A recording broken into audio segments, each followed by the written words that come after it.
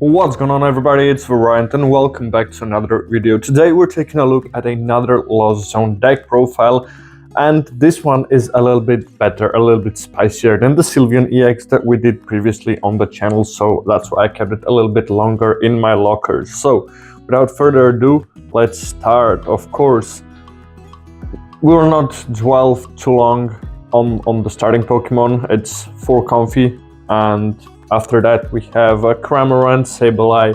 This is basically a staple in any Lost Zone deck, so this you will always find in a Lost Zone deck. And Greninja, Radiant Greninja most of the time, because sometimes of course you prefer the Radiant Charizard, but most of the time now, lately, the Radiant Greninja has been played. We of course have Manaphy, because Regidrago is still quite a threat. And then moving on to support Pokemon, well, it's only one, but we have Nippity EX, which is not a standard inclusion in a Lost Zone decks, but we played here because it comes really handy after you take a little bit too many prizes against your opponent and then they Iono you. And then moving on to the attackers, we have Iron Hands EX. Nothing to say too long about that, being able to manipulate the prize trade is pretty handy. And then, of course, the main attacker, the thing that the deck is based on, is the Pikachu EX. And it has quite a weird energy requirement, but yeah, you'll see how we'll deal with the energies after we get to them in the end. And then, basically, the next staple attacker in Lost Zone decks, you could say right now, replacing the Radiant Charizard, that's why the Radiant Greninja is, of course, being played a lot more, is the Blood Moon Ursaluna EX. Moving on to the supporters, we don't have too many. It is indeed a Lost Zone, so it is fueled by the Colress experiment. You can, fuel up the Lost Zone as well as with the confies and, of course, draw cards. And then we play 1 copy of Boss's Orders and 1 copy of Roxanne, which I'm not too fond of, but it is what it is. You don't have a lot of space, so trying to deal with the decisions for Lost Zoning either Boss or Roxanne or getting something else is quite annoying, but we deal with that. And then moving on to the Pokemon search, we have 3 Buddy Puffins. I found out 3 is pretty much enough. You don't need more. You could play 4, but I think 3 is well enough. We have also the Hisuian Heavy Ball, allowing us to look at the prices, so we don't need to price check that thoroughly. Well, it's still good to price check, but to confirm exactly what you have by checking the prices with a Heavy Ball, and of course getting a basic Pokemon, because we have a lot of basic Pokemon there. You could almost play 2 heavy balls, but no, 1 is enough because we play 4 copies of the Nest Ball. You want to guarantee yourself to get all those basic Pokemon out at the time of your need, so that's why you play 4 copies of Nest Ball. Ursaluna, Pikachu, Iron Hands, Nippity, Radiant Greninja, Vaaraiant, Sableye, that's all that kind of big grab with Buddy Puffins, so that's why the Nest Ball is pretty important. And then, Lost Zone deck, 4 copies of Super Rod, that goes hand in hand. If you could, you would probably want to play 5, but you cannot, and we don't have place for a Night Stretcher, and we don't see a lot of value in it because it only recycles 1 card, where we would want to recycle more. So you deal with 4 Super Rods. And then, of course, when we want to fuel our Lost Zone,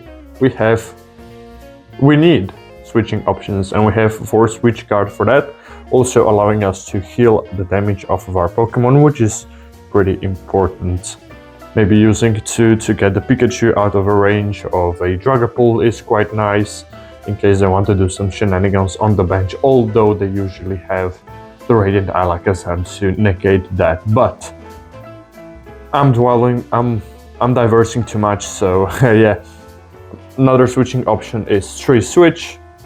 And then after we fuel our Lost Zone, and this is basically the whole engine, that's why we fuel the Lost Zone, we have Mirage Gates, 4 Mirage Gates, because we want to use them basically all 4 in the game and get us the best chances of winning. Charging Pikachu, it needs 3 energy, which is 1 Mirage Gate and 1 hand attach, or if you don't have the correct energy in hand, that's 2 Mirage Gates, but then you need to preemptively bench something else to maybe try to charge it up. So Lost Zone is quite a hassle to play, but if you do it right, it's really one of the best decks, especially now with the Pikachu.